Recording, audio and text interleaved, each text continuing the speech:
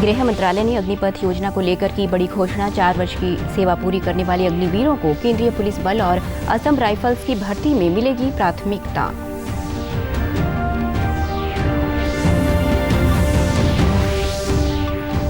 मुख्यमंत्री मनोहर लाल ने अग्निपथ योजना पर प्रधानमंत्री और रक्षा मंत्री का जताया आभार। कहा, सेवा पूरी करने वाले अग्निवीरों को हरियाणा सरकार देगी नौकरियों में वरीयता।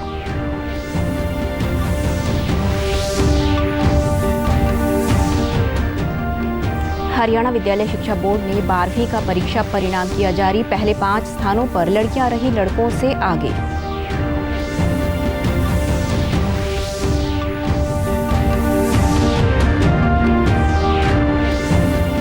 और ओलंपिक में गोल्ड मेडल विजेता नीरज चोपड़ा ने देश का नाम फिर किया ऊंचा। पावो नॉर्मी गेम्स में बनाया नया रिकॉर्ड। नमस्कार, मैं सारिका शर्मा। अब समाचार विस्तार से। गृह मंत्रालय ने अग्निपथ योजना को लेकर बड़ी घोषणा की है। मंत्रालय ने इस योजना में 4 वर्ष पूरा करने वाले अग्निवीरों को केंद्रीय पुलिस बल और असम राइफल्स में भर्ती में प्राथमिकता देने का निर्णय लिया है। गृह मंत्री कार्यालय ने ट्वीट कर कहा कि अग्निपथ योजना युवाओं के उज्जवल भविष्य के लिए नरेंद्र मोदी का दूरदर्शी और स्वागत योग्य निर्णय है। इसी संदर्भ में आज गृह मंत्रालय ने इस योजना में 4 वर्ष पूर्ण करने वाले अग्निवीरों को केंद्रीय सशस्त्र पुलिस बल और असम राइफल्स में भर्ती में प्राथमिकता देने का निर्णय लिया है। प्रधानमंत्री के मार्गदर्शन में गृह मंत्रालय के इस निर्णय से अग्निपथ योजना से प्रशिक्षित युवा आगे भी देश की सेवा और सुरक्षा में योगदान दे पाएंगे। इस निर्णय पर विस्तृत योजना बनाने का काम शुरू हो गया है। केंद्र सरकार के मंत्रियों और भाजपा के नेताओं ने सेना के तीनों अंगों थल सेना, वायुसेना और नौसेना में भर्ती के लिए भारत सरकार द्वारा की गई नई पहल अग्निपथ योजना की सराहना करते हुए इसे दूरदर्शी और ऐतिहासिक और क्रांतिकारी फैसला बताया। अग्निपथ योजना पर मुख्यमंत्री मनोहर लाल ने प्रधानमंत्री और रक्षा मंत्री का आभार जताया है। उन्होंने ट्वीट कर कहा कि इस योजना से युवाओं को अग्निवीरों के रूप में सेना में जाने का अवसर मिलेगा। मुख्यमंत्री ने ये भी कहा कि सेवा पूरी करने के बाद जब वे वापस आएंगे तब उन्हें हरियाणा सरकार पुलिस और अन्य भर्तियों में प्राथमिकता देगी। मैं देश के प्रधानमंत्री श्री नरेंद्र मोदी जी और हमारे रक्षा मंत्री श्री राजनाथ सिंह जी को बहुत बहुत धन्यवाद करता हूं कि उन्होंने एक अनूठी योजना अग्निपथ योजना ये शुरू की है। देश की सेनाओं को बहुत एक अच्छा लेवल उनका करने के लिए इस अनूठी योजना में 4 वर्ष के लिए 17.5 वर्ष से 21 वर्ष तक के युवाओं को भर्ती किया जाएगा और इनकी ट्रेनिंग कराई जाएगी। ट्रेनिंग के बाद अगर लोग स्थायी नौकरी वहाँ प्राप्त करना चाहते हैं तो वॉलंटरी तौर पर अप्लाई करेंगे। 25% युवकों को स्थायी सेना की नौकरी मिलेगी।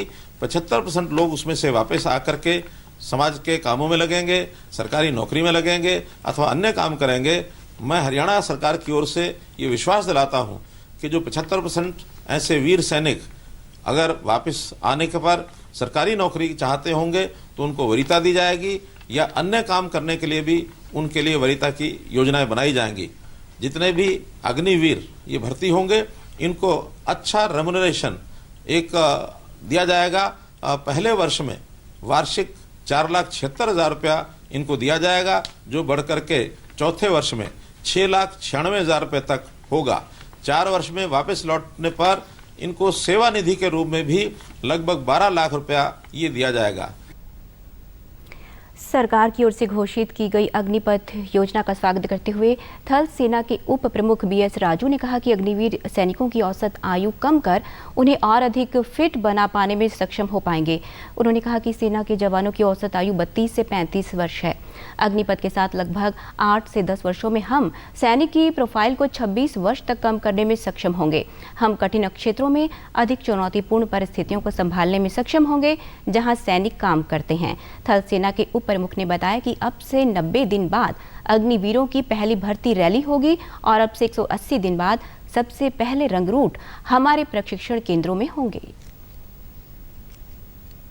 Today we see that the average age of an Indian Army soldier is approximately 32 to 33 years, and with the Agniveer and the Agnipath scheme coming into the fold, in around 8 to 10 years we will be able to lower the profile of the soldier to approximately 24 to 26 years, and This will only make the army fitter.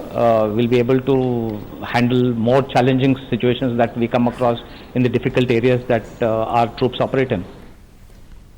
Chief of defence staff general Kashyap ने बताया कि देश की तीनों सेनाओं के बीच चर्चा और समन्वय के बाद ये योजना बनाई गई है। ट्रांसफॉर्मेटिव योजना है। ये भारत की फौज में पहली बार एक ट्रांसफॉर्मेशन लाएगी, भारत में ट्रांसफॉर्मेशन लाएगी। और ये जो योजना है, ये भारतीय फौज जब मैं बोलता हूं उसमें थल सेना, नौसेना और वायुसेना, ये सबके एक कंबाइंड डिस्कशन और कंबाइंड कोऑर्डिनेशन के बाद ये योजना को आपके देश के सामने प्रस्तुत किया गया है। केंद्र सरकार की अग्निपथ योजना को राज्यसभा सांसद और पूर्व लेफ्टिनेंट जनरल डीपी वत्स ने सराहनीय बताया है। हमारे संवाददाता पंकज शर्मा ने उनसे इस बारे में आज बातचीत की। हरियाणा के युवाओं के लिए कितनी बड़ी सर ये अपॉर्चुनिटी है, एक डबल बोनेंजा हो गया कि सेना भी मौका दे रही है, उसके बाद मुख्यमंत्री ने कहा सिविल नौकरियों में जैसे आपने अभी बताया कि वो भी मिल जाएगी वरीयता, तो युवाओं के लिए कितनी बड़ी अपॉर्चुनिटी। हरियाणा का सेना में हर 10वां जवान हरियाणवी है और सेना में जाने के लिए बहुत ही उत्सुक हैं। ट्रेडिशन जो होते हैं रेजिमेंटल, एक मैं यहाँ ये भी बताना चाहूँगा कि सरकार रेजिमेंटल ट्रेडिशन जो हैं उससे कोई टिंकर नहीं कर रही है। रीजनल रेजिमेंट और कास्ट के नाम पे रेजिमेंट हैं वो रहेंगी, वो यूं की यूं रहेंगी। ये तो एक स्कीम है, जैसे सेना में अफसरों के लिए शॉर्ट सर्विस कमीशन था, उसी तरह जवानों के लिए ये अग्निपथ एक जो है वो स्कीम है। और ये पूरे संसार में जो मॉडर्नाइजेशन सेना की है उसको देखते हुए इसका मेन मकसद क्या है कि युद्ध का अब पैटर्न बदल गया है। लड़ाई अब बॉर्डर पर ना होने की बजाय वो उग्रवाद में परिवर्तित होगी। उग्रवाद का मतलब ये है कि स्कूल पे भी हमला हो सकता है, घर पे भी हमला हो सकता है। इसलिए ट्रेंड सैनिक गांव में भी होना चाहिए, नौकरी में भी होना चाहिए उग्रवादी से डील करने के लिए। इसलिए मैक्सिमम युवकों को ट्रेन करके पूरे देश में फैलाने से मतलब है। और यंग ब्लड सेना में यानी 17.5 साल कर दिया उनका एंट्री, 21-22 साल 21 तक है। 21 के बाद यानी जो 17.5 का भर्ती हुआ वो तो 22-23 का ही सिविल में आ जाएगा इफ़ ही सो डिज़ायर्स। एक मैं बड़ा क्लियर करना चाहता हूँ, दूसरे मुल्कों में तो कॉन्स्क्रिप्शन यानी कि लाजमी सेना की ट्रेनिंग और सेना की भर्ती है, जैसे इजराइल में भी है, मगर यहाँ तो वॉलंटरी है, यहाँ तो स्वैच्छिक है। स्वैच्छिक में सेना वही ज्वाइन करेंगे जो जवान सेना में रह के देश की सेवा करने के लिए कॉन्फिडेंट है। धन्यवाद सर हमसे बात करने के लिए। कैमरामैन नरेश कुमार के साथ पंकज शर्मा, डीडी न्यूज़ हिसार। हरियाणा विद्यालय शिक्षा बोर्ड का आज 12वीं कक्षा के रेगुलर का परिणाम घोषित कर दिया गया। परिणाम 87.08% रहा। इन परिणामों में लड़कियों का परीक्षा परिणाम 90.51 तो लड़कों का परीक्षा परिणाम 83.96% रहा। शिक्षा बोर्ड के चेयरमैन डॉक्टर जगबीर सिंह व बोर्ड सचिव कृष्ण कुमार ने बताया कि कोरोना के चलते पाठ्यक्रम में 30% कटौती की थी। इन परीक्षाओं में 40 अंक के ऑब्जेक्टिव थे और 40 अंक के सब्जेक्टिव प्रश्न पूछे गए थे। 20 अंक अतिरिक्त मूल्यांकन के लिए रखे गए थे। बोर्ड अध्यक्ष ने बताया कि 12वीं की परीक्षा में 2,45,685 परीक्षार्थियों ने परीक्षा दी थी, जिनमें से 2,13,949 उत्तीर्ण हुए हैं। रोहतक के निंदाना की काजल प्रदेश भर में प्रथम, जींद के नरवाना की मुस्कान व कुरुक्षेत्र के पेहोवा की साक्षी ने द्वितीय स्थान प्राप्त किया। हिसार के नारनौंद की छात्रा श्रुति व पलवल की पूनम ने संयुक्त रूप से तृतीय स्थान प्राप्त किया। और साइंस के विद्यार्थियों रही है 85.84%। एकमात्र लैब स्कूल जो हरियाणा विद्यालय शिक्षा बोर्ड के अंदर ही स्थापित है उसकी पास प्रतिशत रही है 91.94%। ओवरऑल पास प्रतिशत की बात करें तो KCM public senior secondary school Nindana से काजल छात्रा है जिसने 498 अंक लेकर के पूरे हरियाणा भर में टॉप किया है। मेरा अभी बहुत अच्छा रिजल्ट आया है, मैं बहुत खुश भी हूँ और रिजल्ट टाइम पे भी आ गया। हम बहुत टाइम से रिजल्ट का इंतज़ार कर रहे थे। आगे हम अब रिजल्ट आ गए तो अब डीयू में एडमिशन लेंगे और आगे मैं एयर होस्टेस बनना चाहती हूँ। साइंस स्ट्रीम से हूँ। मेरा रिज़ल्ट बहुत अच्छा आया है, मुझे विश्वास नहीं हो रहा और इसके पीछे मेरे पेरेंट्स का बहुत बड़ा योगदान है और रिज़ल्ट टाइम पे आ चुका है। और टोक्यो ओलंपिक्स में स्वर्ण पदक विजेता नीरज चोपड़ा ने फिनलैंड में आयोजित पावो नोर्मी खेलों में भाला फेंक स्पर्धा में 89.30 मीटर की दूरी तक भाला फेंक कर नया राष्ट्रीय रिकॉर्ड बनाया है। युवा मामले और खेल मंत्री अनुराग ठाकुर ने नीरज चोपड़ा के इस शानदार प्रदर्शन की सराहना की है। शहरी निकाय चुनाव को लेकर भाजपा ने आज चंडीगढ़ में अपना संकल्प पत्र जारी किया। शहरी स्थानीय निकाय मंत्री डॉक्टर कमल गुप्ता ने जानकारी देते हुए बताया कि हमारा विजन है कि सबसे पहले लोकल बॉडीज की सरकार सक्षम हो। उन्होंने कहा कि स्थानीय निकाय में भाजपा की जीत से राज्य के नगर परिषद व नगर पालिका के अंतर्गत आने वाले सभी शहरी क्षेत्रों में स्ट्रीट लाइट की बेहतर व्यवस्था की जाएगी। कमल गुप्ता ने कहा कि कम्युनिटी सेंटर बनाए जाएंगे व पुराने सेंटर को रिपेयर किया जाएगा। उच्च तकनीक वाली आधुनिक मशीनों द्वारा सफाई एवं रखरखाव की व्यवस्था की जाएगी। कि सड़कें जिस भी निगम में, परिषद में, पालिका में सड़कें हैं, गलियां हैं, उनकी देखरेख वो रखे। पानी का सिस्टम, हमारा ये मानना है कि 135 लीटर पानी प्रति व्यक्ति मिलना चाहिए। तो 135 को भी छोड़कर लगभग 200 लीटर पानी का अगर हम टारगेट बनाएं, जिसमें हम 10, 15, 20 वर्ष का आगे का भी सोचें, तो उसके हिसाब से पानी की व्यवस्था उस शहर में होनी चाहिए। सीवरेज सिस्टम यानी कि जितनी पानी की उपलब्धता होती है उसका 80%, यानी कि अगर हम 200 लीटर माने तो 160 लीटर MLD के हिसाब से उसकी जो सीवरेज की जो व्यवस्था है वो भी होनी चाहिए। सड़क की भी, पानी की भी, बिजली की भी। जो गलियों में, सड़कों पर जो लाइट्स लगती हैं उसमें हमारा विजन है कि अब ये LED की लाइट्स सब जगह लगे ताकि पूरा शहर साफ सुथरा।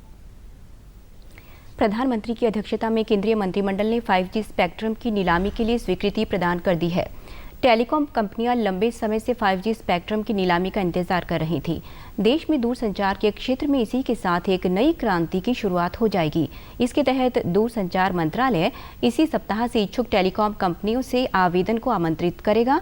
कैबिनेट के फैसले के मुताबिक नीलामी की प्रक्रिया जुलाई के अंत तक शुरू कर दी जाएगी। इसके तहत कुल 72,097.85 मेगाहर्ट्ज स्पेक्ट्रम की नीलामी की जाएगी। नीलामी 20 साल के लिए होगी। निकाय चुनाव को लेकर प्रदेश भर में प्रशासनिक तैयारियां जारी हैं।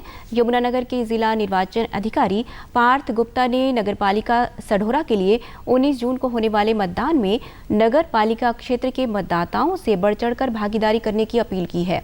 उन्होंने कहा कि प्रत्येक मतदाता अपने मताधिकार का प्रयोग करते हुए मतदान करके प्रजातंत्र को मजबूत बनाने में भागीदार बने। भिवानी में नगर परिषद के 19 जून को होने वाले चुनाव के मद्देनजर आज स्थानीय दिनोद गेट स्थित टिबड़ेवाल सभागार में एक कार्यशाला का आयोजन किया गया। कार्यशाला में पीठासीन अधिकारी, सहायक पीठासीन अधिकारी व पोलिंग पार्टियों के सभी सदस्यों को चुनाव करवाने की प्रक्रिया व EVM मशीन की ट्रेनिंग दी गई। आज़ादी के अमृत महोत्सव के तहत बल्लभगढ़ के कल्पना सिटी पार्क में मंगलवार शाम विश्व रक्तदान दिवस पर केंद्रीय संस्कृति मंत्रालय के सौजन्य से राष्ट्रीय नाट्य विद्यालय नई दिल्ली द्वारा रक्तदान के महत्व पर नुक्कड़ नाटक का मंचन किया गया। टीम के ग्रुप लीडर सुंदरलाल छाबड़ा ने बताया कि विश्व रक्तदान दिवस पर रक्तदान को लेकर लोगों को जागरूक करना उनका मुख्य मकसद है, जिसे नुक्कड़ नाटक के माध्यम से प्रस्तुत किया गया है। उन्होंने बताया कि इस विशेष कार्यक्रम के तहत बल्लभगढ़ में 3 जगह नुक्कड़ नाटक किए गए हैं। कई भ्रांतियां हैं, रक्तदान करने से कमज़ोरी आ जाती है, प्रॉब्लम्स आती हैं। ऐसा कुछ नहीं है। वही सब बताने की चेष्टा है कि सभी लोग रक्तदान करें ताकि वो अपने साथ साथ दूसरे लोगों को भी जीवन बचाएं, क्योंकि रक्त सिर्फ मनुष्य के शरीर में बनता है और एक मनुष्य का शरीर ऐसा है जो रक्त बनाता है और उससे कोई कमज़ोरी नहीं आती और अगले 48 घंटों में वो दोबारा से भी बन जाता है। इसलिए मुझे लगता है कि सबको रक्तदान करना चाहिए। कलाकार सुरभि ने बताया कि ये संस्कृति मंत्रालय और राष्ट्रीय नाट्य विद्यालय नई दिल्ली का बहुत बड़ा प्रयास है। इसके चलते विश्व रक्तदान दिवस पर नुक्कड़ नाटकों के माध्यम से रक्तदान के महत्व को दर्शाया गया है। उन्होंने कहा कि नाटक के माध्यम से दिया गया संदेश लोगों के दिल और दिमाग में उतर जाता है। उन्होंने कहा कि 18 से 65 साल का कोई भी स्वस्थ व्यक्ति कभी भी रक्तदान कर सकता है। थ्रू दिखाते हैं, नाटक के द्वारा कुछ दिखाते हैं तो दिमाग में बातें ज़्यादा जाती है। आप एक न्यूज़पेपर आर्टिकल पढ़ेंगे तो शायद आपको उतना मज़ा ना आए, कुछ लोग तो पढ़ेंगे भी नहीं। जब हम ज़मीन पर आकर ऐसे काम करते हैं तो लोगों को दिखाते हैं, तब उनको ज़्यादा बातें समझ आती है। तो ये बहुत अच्छा इनिशिएटिव है और इससे हम ये बताना चाह रहे हैं कि ब्लड डोनेट करना बहुत ज़रूरी है। अगर आप फिट हैं, अगर आप कर सकते हैं, केपेबल हैं, तो 18 से लेकर 65 साल की उम्र तक इंसान कर सकता है ब्लड डोनेट। दर्शकों ने इस प्रस्तुति और रक्तदान के संदेश को लेकर कलाकारों की जमकर तारीफ की। उन्होंने कहा कि जिस विषय को लेकर नाटक प्रस्तुत किया गया है, यह आज के दौर में बड़ा ही महत्वपूर्ण विषय है। के जो भागदौड़ की ज़िंदगी है उसमें संस्कृति की और किसी का ध्यान नहीं है, और जो नाटक के माध्यम से इन कलाकारों ने संदेश दिया है उससे जो शंका रहती है सभी आम आदमियों में, लेडीज जेंट्सों में, कि जी खून देने से हमें ये दिक्कत होगी, वो दिक्कत होगी, उसको मतलब इन्होंने नाटक के माध्यम से स्पष्ट करा है। एक बहुत बेहतरीन प्रस्तुति है और हमारे इस क्षेत्र के लिए एक नई विधा है। लोगों ने आज तक स्टेज पर तो देखे हैं, नुक्कड़ नाटक ये पहली बार सिटी पार्क में हुआ है और जिस विषय को लेकर ये नाटक किया है ये बहुत ही महत्वपूर्ण विषय है। आज रक्तदान दिवस है, लोगों को इसके बारे में इतनी ज़्यादा जागरूकता नहीं है, उसको लेकर जो ये विषय इन्होंने यहाँ प्रस्तुत किया है बहुत ही बढ़िया बेहतरीन प्रस्तुति है। केंद्र सरकार द्वारा घोषित की गई अग्निपथ भर्ती योजना को लेकर युवाओं ने उत्साह दिखाया। युवाओं ने कहा कि अग्निपथ के माध्यम से देश की सेवा करने का मौका मिलेगा। केंद्र सरकार द्वारा युवाओं को सेना में भर्ती के लिए अग्निपथ योजना की घोषणा को लेकर युवाओं ने कहा कि सरकार द्वारा लिए गए इस फैसले से जहां वह आने वाले 4 साल के लिए देश की सेवा करेंगे, वहीं अच्छी परफॉर्मेंस होने पर सेना में रेगुलर भर्ती भी हो सकेंगे। युवाओं ने कहा कि इस योजना से विद्यार्थियों में देशभक्ति की भावना बढ़ेगी। 10वीं और 12वीं के बच्चों के लिए बहुत ये अच्छी वो है। इससे बच्चों का मानसिक विकास और शारीरिक विकास भी होगा और साथ ही साथ बच्चों को पैसे भी दिए जाएंगे और इसके साथ साथ बच्चों में अपनी भारत के प्रति प्रेम भी जागरूक होगा और उन्हें भारत माता की रक्षा करने का भी मौका मिलेगा। योजना बहुत ही फायदेमंद है। इसमें सरकार हमें 4 साल की ट्रेनिंग देगी जिसके कारण हम अग्नि सैनिक बन पाएंगे। रक्षा करने का युवाओं को मौका मिलेगा, उसके बाद जब हम वापस आएंगे रोजगार के अवसर मिलेंगे और बिजनेस कर पाएंगे।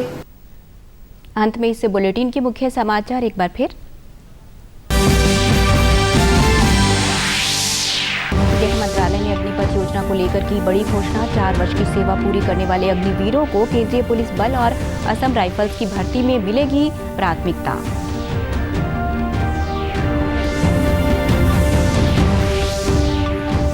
मुख्यमंत्री मनोहर लाल ने अग्निपथ योजना पर प्रधानमंत्री और रक्षा मंत्री का जताया आभार। कहा, सेवा पूरी करने वाले अग्निवीरों को हरियाणा सरकार देगी नौकरियों में वरीयता।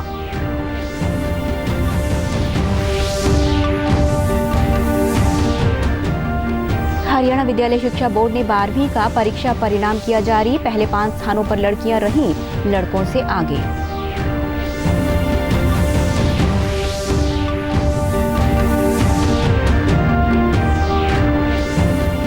और ओलंपिक में गोल्ड मेडल विजेता नीरज चोपड़ा ने देश का नाम फिर किया ऊंचा। पावो नोर्मी गेम्स में बनाया नया रिकॉर्ड। समाचारों में आज बस इतना ही। नमस्कार।